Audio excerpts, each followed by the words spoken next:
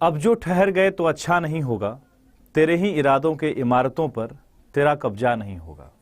याद कर उन आने वाली गरजती घटा को एक बार, इन कच्चे दीवारों से आसियां गुलिस्ता नहीं होगा।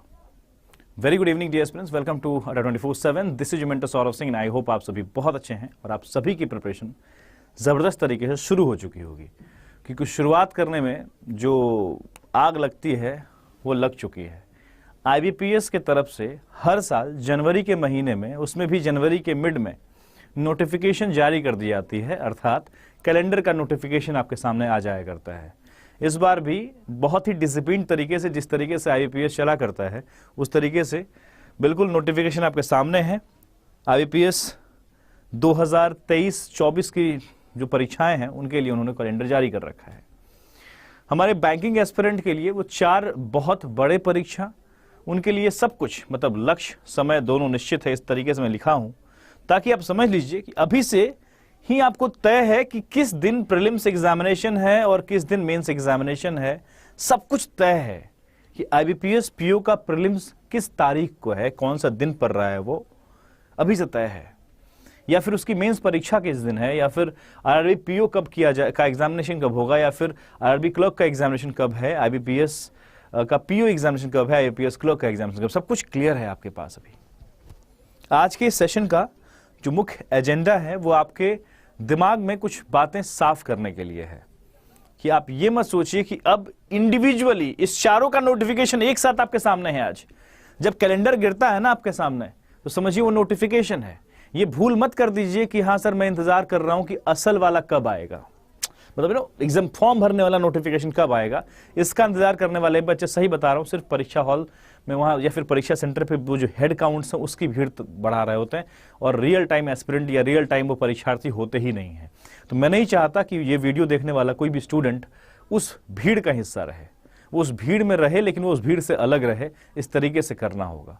अभी से अगर काउंट करें तो सबसे पहला परीक्षा देखा जाए तो RRB PO का है, और जो पहला परीक्षा जब देखेंगे ना तो अगस्त, सितंबर, अक्टूबर, 5 नवंबर, मतलब 5 नवंबर तक सब कुछ खत्म है। मतलब दूध का दूध, पानी का पानी, सब अलग, दूध, पानी, पनीर, छाछ, दही सब अलग अलग हो जाएगा, सब बन जाएगा जो बनना होगा।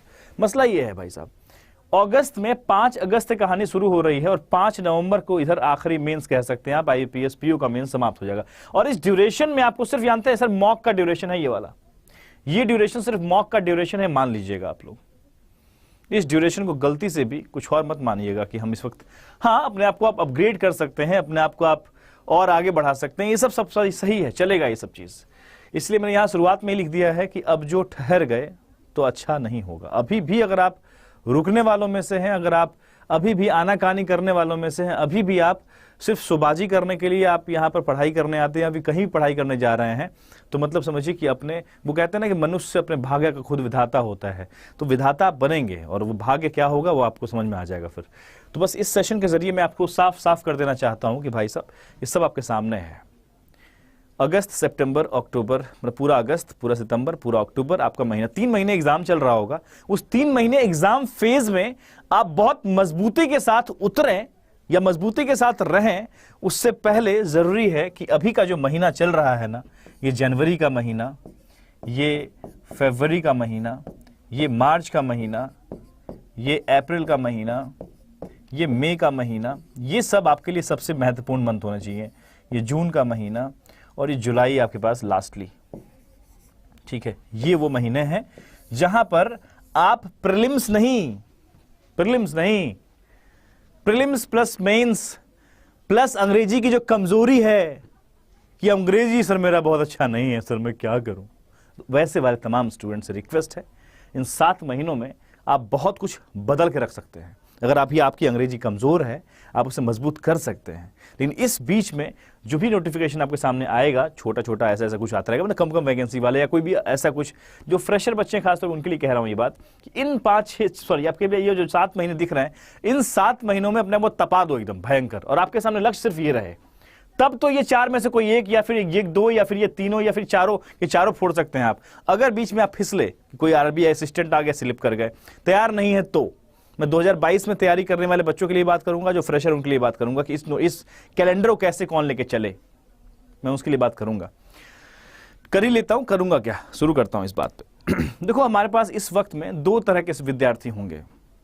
एक जो 2022 में पढ़ाई किए, अच्छा पढ़ाई किया, लेकिन कहीं कहीं कुछ कुछ कमी बेसी से रह गए, या फिर 2022 में ही वैसे बच्चे जो पढ़ाई करने के नाम पे पढ़ाई करना शुरू तो किया, पढ़ाई किया नहीं, बस दिखाया दुनिया को मैं तैयारी कर रहा हूँ, खुद को भी दिखाया और अपने परिवार को भी दिखाया, अपने समाज को दिखाया, मैं पढ़ाई कर रहा हूँ। रिलेटिव सबको पता है कि हाँ बैंक की तैयारी कर नहीं रहे हो आप। एक वैसे वाले बच्चे, एक बच्चा जो पढ़ाई किया असफल रह गया थोड़े बहुत नंबर से, तो और दूसरा बच्चा जो अभी 23 में बिल्कुल अभी तिलक लगा के शुरुआत करना चाह रहा है कि सर मैं तो 2023 में बैंक एग्जाम क्वालिफाई करूंगा चाहे कुछ भी हो जाए।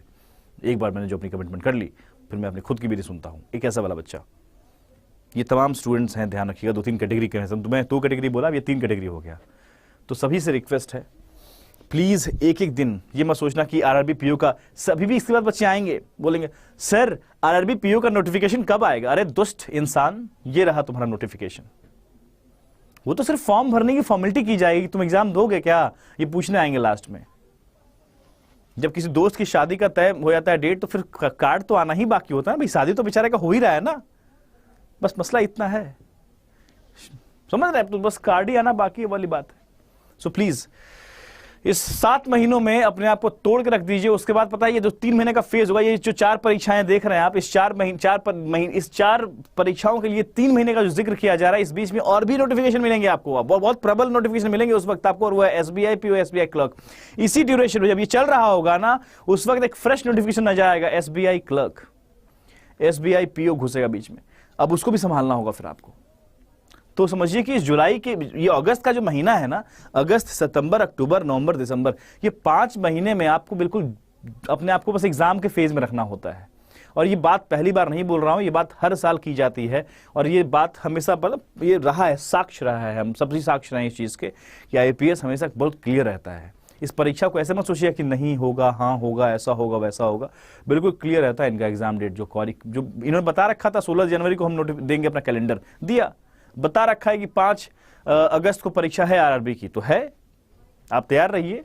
उस वक्त मत बोलिएगा कि साहब मैं तो तैयार नहीं हूं, मैं तो ये नहीं हूं, मैं तो यहां चला गया था, मैं वो कर रहा था। उस वक्त आपका एक्सक्यूज क्यों सुनेगा ये आईबीपीएस? अगर ये सवाल कठिन दे रहा है, या फिर जैसा भी सवाल देगा ये, एवरेज, कठिन, इजी, ये है वो है, उस वक्त आप इन पे आरोप लगाने वाले होते कौन है? जब आपको पता है अभी से ही, या इससे पहले से पता है कि जनवरी में कैलेंडर आने वाला है, उसके बाद भी आप नहीं जाग रहे हैं। आपको हमेशा एक मोटिवेशन देने वाला आदमी चाहिए जो चाबी लगाए और आप दौड़ना शुरू कर दें, वैसे वाला इंसान चाहिए, तो नहीं हो पाएगा साहब। अंदर से मोटिवेशन लाओ ना, कि सब कुछ तो तय है, ये इसका फोटो लेके और चिपका दो दीवार पे अपने सामने कि भैया ये इसका टेबल इसी का ले लो ना, ये साफ साफ लिखा हुआ है, इसका लो फोटो, इसको लगाओ अपने पढ़ाई वाले जगह पे कि लो ये साहब, ये तो हमेशा एग्जाम तो तय है, सब कुछ क्लियर ही है, क्या चाहिए? ठीक है ना? तो अब यहां से मैं इस कैलेंडर के आधार पर कुछ बातें कर लूं कि करना क्या होगा। जो बच्चा फ्रेशर है, मैं तीनों कैटेगरी के लिए बता रहा हूं स्टूडेंट्स के लिए, ऐसे मैं 2 ही कैटेगरी करूंगा। एक तो फ्रेशर है, ठीक है, और एक है आपका रिपीटर, जो 2022 वाला है या उससे पहले वाला है, उसको हम बोल रहे हैं रिपीटर। जो फ्रेशर है, ये वो बच्चे हैं जो फ्रेशर में 2 चीज काउंट कर रहा हूं मैं, जिन्होंने 2022 से पढ़ाई करने के नाम पे पढ़ाई किया, सिर्फ पढ़ाई किया नहीं, वो भी फ्रेशर में काउंट करूंगा। और जो 2023 में है, जो बच्चे अभी सच में अभी ही हैं, अभी शुरू ही किया है, वो तो फ्रेशर हैं ही, जेन्युइनली फ्रेशर हैं वो। और जिन्होंने थोड़ा बहुत पढ़ाई किया, हल्का फल्का इधर उधर गए, छुआ छुई खेल लिए गए, मतलब इन द सेंस आए, सिलेबस देखा, अच्छा हाँ, अच्छा ये सिलेबस है, अच्छा ठीक है सर, ठीक है, ओके, बहुत पढ़ूंगा सर, मैं तिलक लगा रहा हूँ सर, मैं पढ़ूंगा सर, और फिर जो है पढ़ाई नहीं कर पाए, फलाना किताब मंगवा लिया, 75 किताब मंगवा लिया साथ में, और जो है उसके बाद किताब का बस पहला पन्ना ही देखा गया है, या सिलेबस का कंटेंट, टेबल ऑफ कंटेंट देखा गया है, या ऐसा कुछ देखा गया है, 1-2 पेज छुआ गया है ढंग से, उसके बाद सब सादा है, मतलब बढ़िया सा है, चकाचक दिख रहा है। तो वैसे वाले बच्चों की भी कहानी मैं इस साइड रख रहा हूँ। सभी फ्रेशर ट्रीट कीजिएगा अपने आप को, और कुछ नहीं करना है, आराम से लेके अगले 6 महीने अपने आप को, 5 महीने अपने आप को रौंद देना है, बस इतना ही करना है। बहुत सिंपल काम है। आपको अपने सिलेबस को सबसे पहले ध्यान से, यह बताता हूँ, ऐसा नहीं कि पहली बार बता रहा हूँ ये चीज़, बस सिलेबस को कंप्लीट कीजिए बहुत जल्दी, मतलब इन द सेंस कि ये नहीं कि आप जल्दी करें, मतलब हड़बड़ी में नहीं बोल रहा हूँ मैं, मतलब रेगुलर होके पढ़ाई करना है, ठीक है ना? ये बहुत ज़रूरी है कि आप बहुत आराम से, ठीक है ना, मतलब यहाँ पे एक डिसिप्लिन्ड स्टडी बोल सकते हैं आप, डिसिप्लिन्ड स्टडी की आवश्यकता है, ठीक है, और इधर क्या बोलूंगा मैं, यहां बोलूंगा मैं कि आपको यहां पर डिसिप्लिन्ड मॉक एंड रिवीजन की आवश्यकता है। जो फर्स्ट पॉइंट इनके लिए है कि आप डिसिप्लिन पहले स्टडी कीजिए। स्टडी का मतलब यहां पे क्या हो गया, सिलेबस कंप्लीशन, सिलेबस कंप्लीशन।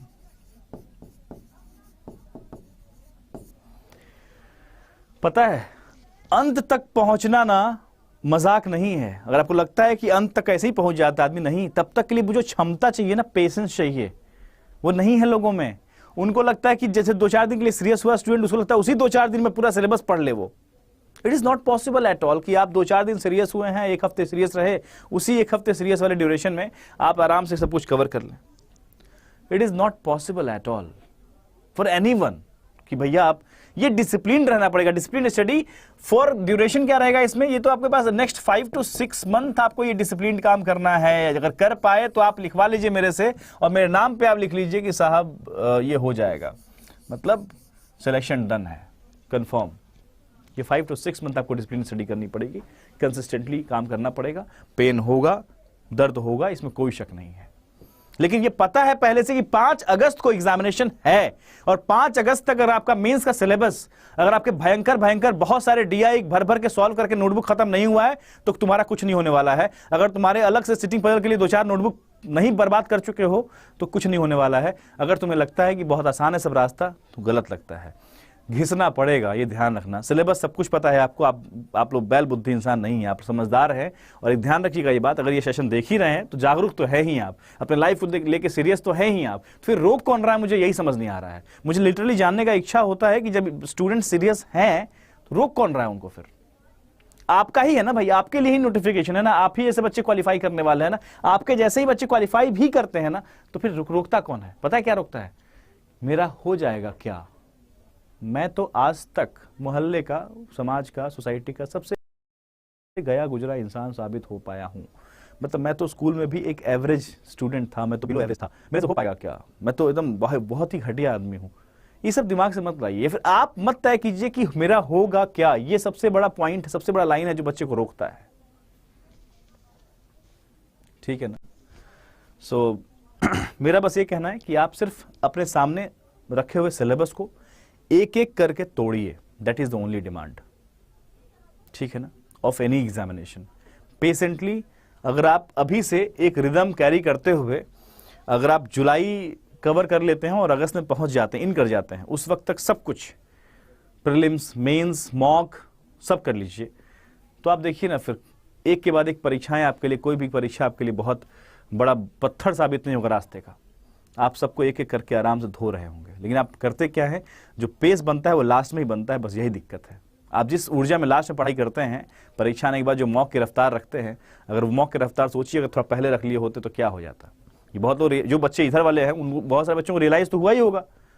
जो बच्चे यहाँ पर, जो पढ़ने वाले बच्चे थे, जो 2022 में जो थोड़ा पढ़ने वाले बच्चे थे लेकिन थोड़ा लेट से पढ़ाई किया, थोड़ी कमी रह गई, थोड़ा ये हो गया, थोड़ा वो हो गया, उन बच्चों की बात कर रहा हूं, उनको एहसास तो हुआ ही होगा ना भाई। ठीक है ना? एक बड़ा अच्छा वर्ड मिल गया आपको यहां से, सेल्फ डाउट नहीं करना है किसी को। सेल्फ डाउट नहीं करना है, ठीक है? पूरा सिलेबस ध्यान से पढ़ना। और ये बात इधर वाले बच्चों के लिए भी है, सेल्फ डाउट मत कीजिए, बिल्कुल सेम टू सेम काम वहां भी है। ठीक है, मैं डू लिख देता हूं, ठीक है ना? सेल्फ डाउट एकदम नहीं करना है, कुछ भी हो जाए सेल्फ डाउट मत कीजिएगा कि मैं कर पाऊंगा क्या। जो कर पाते हैं उनको भी यही लगता है क्या? नहीं लगता उनको। उनको क्या लगता है पता है? वो बस लेवल के दौड़ रहे होते हैं, कुछ नहीं, कोई बहुत बड़ा स्ट्रेटेजी नहीं है। जो वीक एरिया है, जो टॉपिक टफ लग रहा है आपको,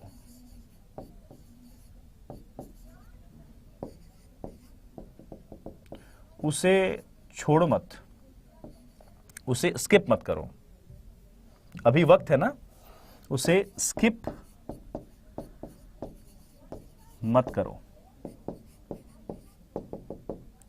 स्लोली सॉल्व करो।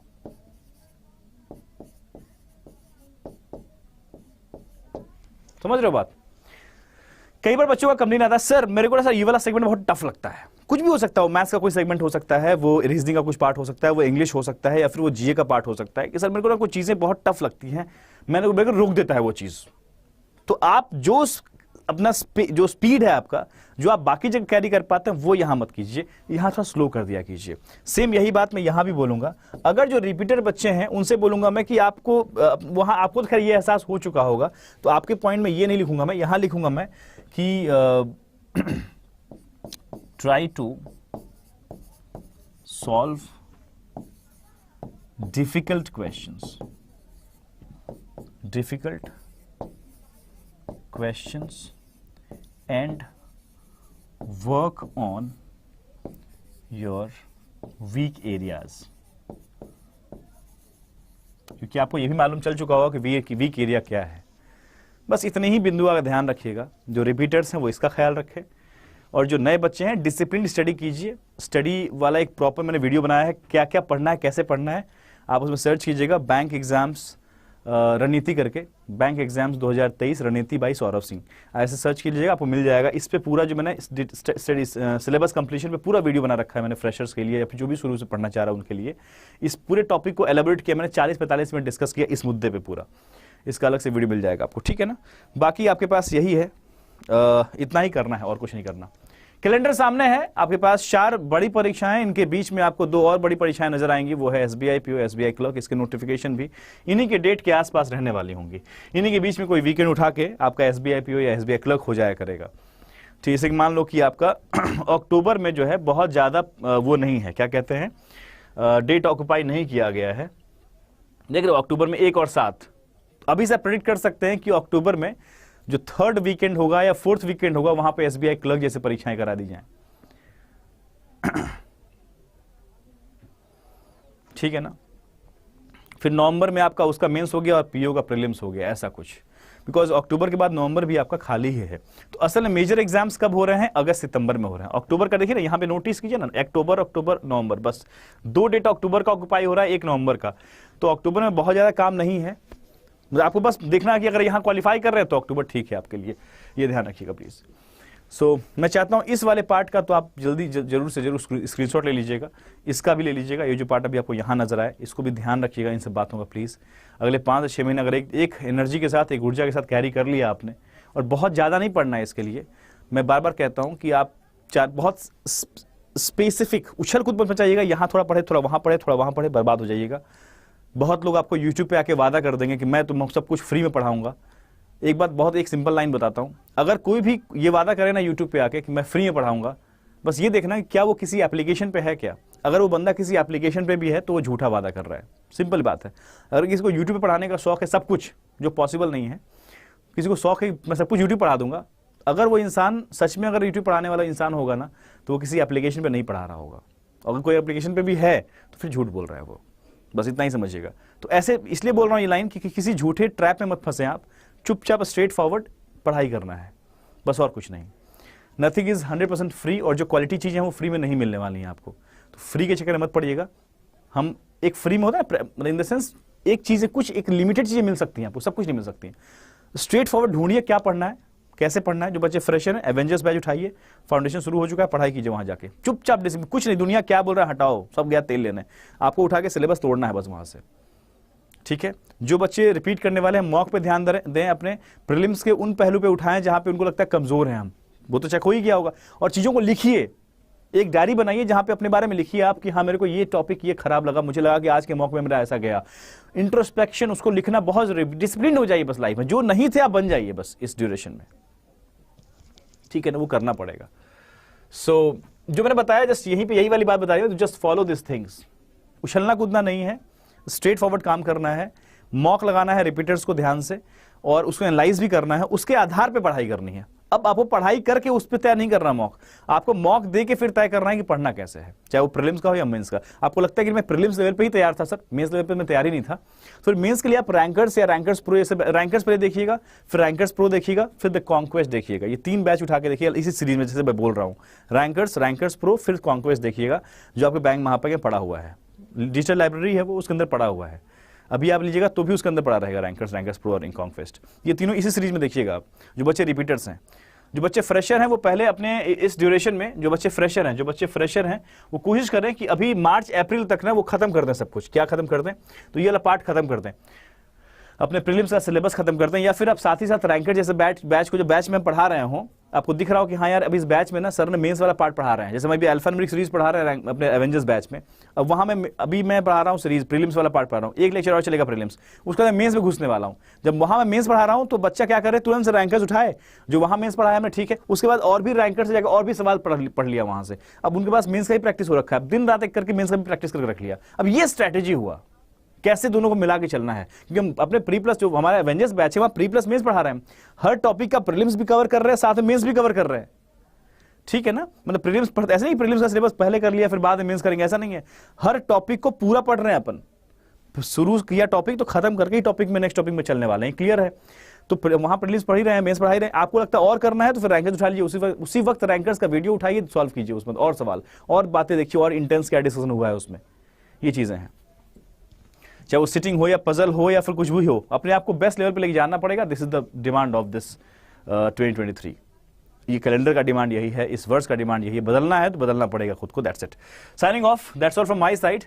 बाकी कुछ नहीं, कंसिस्टेंट हो जाए लाइफ में, रेगुलर पढ़िए, नोटिफिकेशन आपके सामने है, कब परीक्षा है, कब क्या है, कब कैसे क्या करना है, सब कुछ तय है। ये मत सोचिए कि अब फॉर्म भरने वाला डेट कब आएगा। अब अगला नोटिफिकेशन सिर्फ इन परीक्षाओं का तब आएगा जब फॉर्म भरना होगा आपको, उसके बाद पढ़ाई नहीं होता, उसके बाद सिर्फ मॉक दीजिएगा। जिस दिन फॉर्म भरने का डेट आ जाए उसके बाद आप सिर्फ मॉक दीजिएगा। मतलब ये जुलाई का जो मंथ होता है ना, इस मंथ में आप सिर्फ मॉक में लीन होने चाहिए। Mock mock mock mock mock मतलब सिलेबस कंप्लीट करने के लिए ये जो समय है, अपने आप को मजबूत करने के लिए जो समय है वो सिर्फ यहां तक है। इस बॉर्डर को क्रॉस करने के बाद आप बहुत मजबूती के साथ पढ़ नहीं पाएंगे। फिर आपके दिमाग में रहेगा एग्जाम भी है, प्रेशर भी है, ये भी है, वो भी है, सब परेशानी होगा। फिर जिन बच्चों का ग्रेजुएशन का लास्ट ईयर चल रहा है, बिल्कुल अंत पे है, उनको लगता है कि मैं शायद सर मेरा एग्जाम हो जाएगा जून में, मई में, जून में, और मेरा सर रिजल्ट आ जाएगा अगस्त में या फिर सितंबर में रिजल्ट आएगा, मैं क्या करूं। आप भी बल्कि शुरू जाइए भाई साहब, क्योंकि आपके सामने जब आपके पास जब अगस्त में या सितंबर में आपके पास डिग्री आएगी ना, उसके बाद आपके पास 3 से 4 नोटिफिकेशन फ्रेश आएगा, तब क्या कीजिएगा, तब क्या बोलिएगा मैं नहीं पढ़ा था, अब क्या करूं, पढ़ना पड़ेगा, ठीक है ना। So that's all from my side. बाकी ये बैंकिंग एवेंजर्स बैच है जो 6 जनवरी से हमने शुरुआत किया इस बैच का। सो अभी इस बैच में आप आराम से एडमिशन ले सकते हैं। इस बैंकिंग एवेंजर्स बैच में फाउंडेशन बैच है, प्री प्लस मेंस बैच है। इस बैच में अपने आप को एनरोल करने के लिए आप मेरा रेफरल कोड Y188 का इस्तेमाल कर सकते हैं। बैंक महापैक या बैंक महापैक प्लस या अड्डा का महापैक या बुक किट वाला हो या विदाउट बुक किट वाला हो, उन सब में भी है ये batch. So it's a part of bank महापैक या बैंक महापैक प्लस या फिर, और ये 6 जनवरी से स्टार्ट हो चुका है। लेकिन ऑफकोर्स ओरिएंटेशन देन थोड़ा गैप आराम से, बहुत लेक्चर नहीं हुआ है। फर्स्ट टॉपिक का मेरा लेक्चर 3rd था, तो आप उसके रिकॉर्डिंग्स मिल जाती हैं आपको। जो भी लेक्चर आप देखते हैं चाहे देखिए ना, मिस कीजिए। आप नहीं देख रहे हैं, आप रिकॉर्डिंग देखने वाले बच्चे हैं तो रिकॉर्डिंग मिलती है। लेकिन हाँ, ये कहूंगा मैं कि प्री प्लस मेंस है तो शुरुआत से लेकर लास्ट तक आप बस बने रहिएगा। ये बैच मई तक ही जा रहा है, मतलब ये जो प्लानिंग है ना, ये जो प्लानिंग आपको दिख रहा है यहाँ से जनवरी, फरवरी, मार्च, अप्रैल में, ये बैच मैं पढ़ा रहा हूँ मई तक। मेरा स्टडी प्लान देखिएगा तो आपको नजर आया कि ये जो बैच है मैं मई तक पढ़ा रहा हूँ प्रॉपर सब कुछ प्री प्लस मेंस। फिर बच्चा बोलता है सर मैं मिस हुआ, मैं छोड़ दिया, मैं ये किया, मैं सर अब क्या करूँ, मैं अब क्या करूँ। प्लीज, मई तक चल रहा है, बिल्कुल सही टाइम पे ये बैच एंड होगा। जब एक बच्चे को मजबूत होकर निकलना चाहिए उस वक्त तक ये बैच कंप्लीट होगा।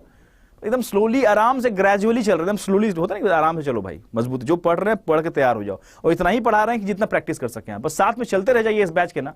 फिर मुझे नहीं बोलना पड़ेगा, किसी और को बोलना ही नहीं पड़ेगा कि आप क्या कर रहे हैं। आपकी आराम से आप खुद देखें कि हाँ यार मेरा रिजल्ट हो चुका है, मतलब मैं तैयार हो चुका हूँ, अब घिसने बस मॉक मॉक मॉक लगा सकता हूँ मैं इसमें। और ये बैंक महापैक का पार्ट है, इस बैंक महापैक का पार्ट है ये बैंक महापैक। ये with book English book kit है, इस ऐसा ही हिंदी बुक किट मिलेगा। और ये बुक किट जो दिखता है ना, वो बैंक फाउंडेशन बुक किट, ये आपको इसमें मिल जाता है। तो बेटर होता है कि बैंक महापैक आप एनरोल कर ले। बैंक महापैक में एनरोल करने के लिए या किसी बैच में एनरोल करने के लिए आप Y188 का इस्तेमाल कर सकते हैं। साथ ही साथ बुक किट के लिए अलग से अगर बुक किट लेना है, किसी के पास पहले से ब्लू वाला बैंक महापैक है तो आप बुक किट मंगवा लीजिएगा। बुक किट नहीं होता है फिर नहीं होता है, दिक्कत होता है बहुत ज़्यादा, Y188S का इस्तेमाल कर सकते हैं। That's all from my side, signing off, thank you so much, bye bye, take care, study well, blessings and please फोड़ के रखो यार इस बार। सब कुछ सामने है, आपके कैलेंडर सामने है, मतलब समझिए डेट आपके सामने है, डेट सामने है तो सिर्फ फॉर्म भरने की फॉर्मेलिटी बची हुई है, नोटिफिकेशन आपके सामने है, दैट्स इट, ठीक है, ओके, बाय बाय।